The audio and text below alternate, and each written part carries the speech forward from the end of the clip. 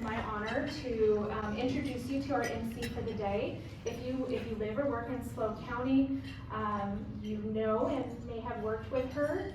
Her charity has helped clothe children and families in need since 2010, and we are so grateful for her many contributions to our community.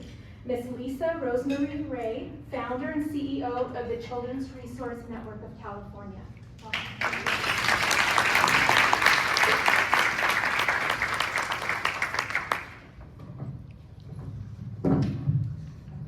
I'm going to have to get through this without crying because it just means so much to me to be here today.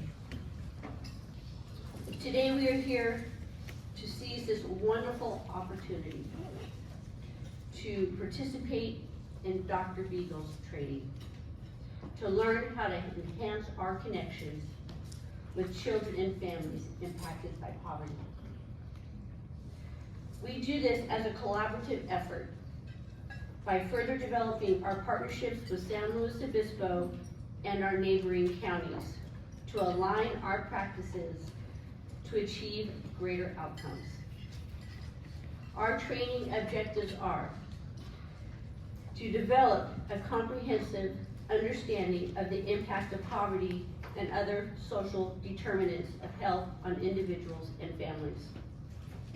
Enhance communication skills by recognizing and addressing biases and misconceptions about poverty, and to acquire practical strategies to improve outcomes for families living in poverty, to foster empathy and build culturally sensitive relationships with individuals to promote trust, collaboration, and resilience. So I'd like to take this opportunity, and I gotta tell you, this is 14 years in the making, this opportunity right here and now. So I'd like to share with you that Dr. Donna Beegle was here in San Luis Obispo County in August of 2010 for the Communities Bridging Poverty Conference, and I was actually here. It was during the infancy stages of my charity, and I was out in the hallway and I was distributing clothing and books to the families that had attended that were in need. I distinctly remember in my heart, I was just exploding with excitement and knowing I had found my calling, watching Dr. Beegle on stage and thinking, I wish I could share my story with her on that stage. So here I am 14 years later, to try to get through this without crying, just because of love and joy in my heart.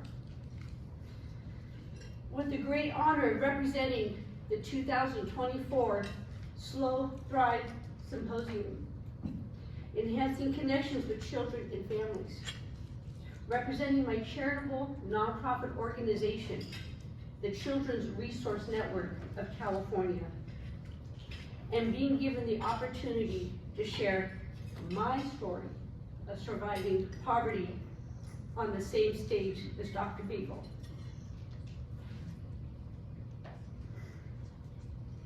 I'm sharing my story with you here today to give you the perspective of poverty from the lens of an abused child. And my story is just one of many, and it is my sincere hope to help be a voice for them. Shame, punishment, loneliness, and bullying was all I ever knew. I just wanted to love and be loved. Imagine being intentionally abandoned on the street and orphaned at 12 years old on Thanksgiving Day. Imagine starving, walking parking lots, searching for loose change that fell out of people's pockets as they got out of their cars in hopes of finding 10 cents to buy a day-old donut. Imagine walking in the pouring rain with there being no distinction between your tears and the rain. Imagine being homeless and freezing with no hope of relief. To imagine this is to look into the soul of my soul of childhood. As horrific as these memories are, they gave me the gifts of empathy and compassion. And I know what it feels like to be degraded in poverty.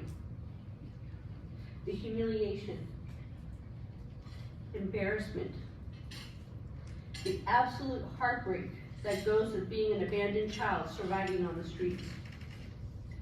I know how hard it is to ask for help when you're trying to look normal and fit in.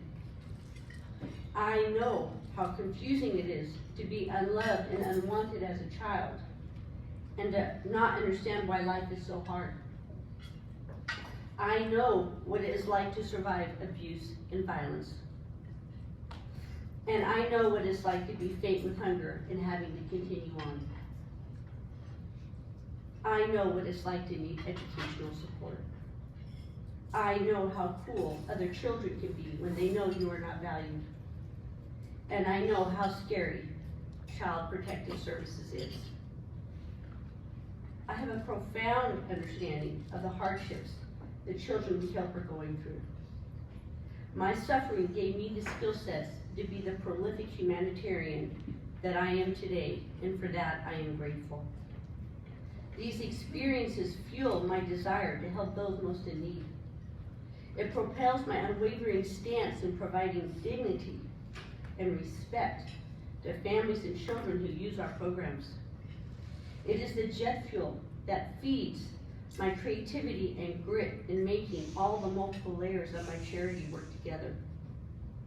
It is my calling to assist vulnerable children in need with love, respect, dignity, and compassion.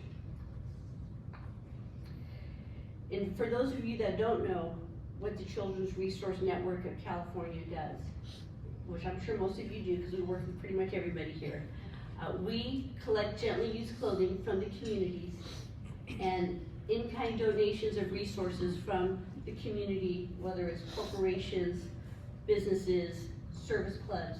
We collect those items, and we have a wonderful team of senior volunteers that sort of organize them.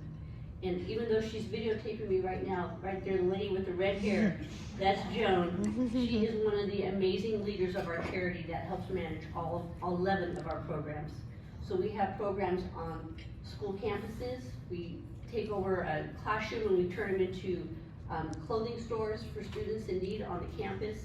We have programs in the hospital for on the pediatric floor to serve families that are in poverty, that are having children in the hospitals, or patients that are in need.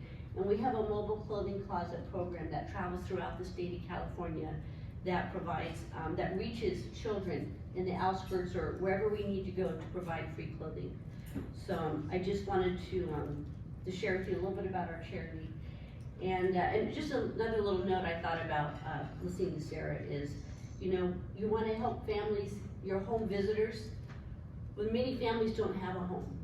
You know, many moms are in shelters and, you know, or on the streets, or, you know, at a friend's house. And it's a very unnerving, awkward situation to be in, and to be a mom and to have to provide for your child, you know, and to know that child's counting on you, and you may not have food in your stomach, and you may be hungry, you may be exhausted. And I just want to put that perspective, because, you know, I know a lot of us that work in the industry have some sort of background that brought us to this point in our life. But some of you had perfect lives, and you don't know what it's like to not have support from families, or to not have that support system, and to go hungry, and to go without shelter. So that's just one thing I like to share with you today is, you know, really just try to take yourself out of your own life that is pretty well cared for, and put yourself in the life of the child or the family that you're assisting. And just look at them with love, dignity, and respect, and don't look down on them. You know, I had a child, I speak with kids at schools, and I share my story with them, and I challenge them to use their life story to make the world a better place. And I had a child ask me one time, he raised his hand, a little sixth grader. He says, why do rich people look down on us? You know, so I just think it's really important when you're working with families, just to have that awareness and be respectful to the children. So I want to thank you for giving me this opportunity to share my story with you all. It really means a lot to me, so thank you. Moving right along. I'm going to transition over to Dr. Beegle now. It's an honor to be standing here in front of you, Dr. Beegle. Dr. Beegle grew up in generational migrant labor poverty since 1989. She has worked with health care providers, social service providers, housing professionals, educators, justice professionals, faith-based organizations, and communities across the nation to support community agencies helping community members move out and stay out of the war zone of poverty. She provides an insider perspective on the many ways poverty impacts access to the resources and the opportunities necessary for children and adults to be healthy and develop to their fullest potential. This training is interactive, and participants are encouraged to engage in dialogue and activities to more deeply understand how attitudes, beliefs, and stereotypes become barriers to effectively communicating and relating with people living in crises of poverty. Dr. Beegle provides shared language and understanding of different types of poverty, along with the actionable steps to understand, communicate, relate, and improve outcomes. So it is my great honor and deep pleasure to introduce to you all Dr. Donna Beegle.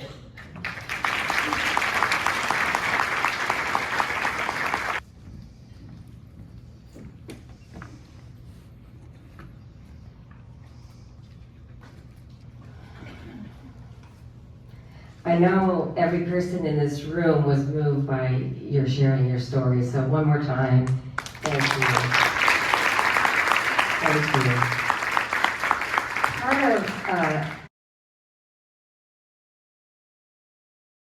Who identifies with that being their number one takeaway? Got a few out Can you here. repeat it? If you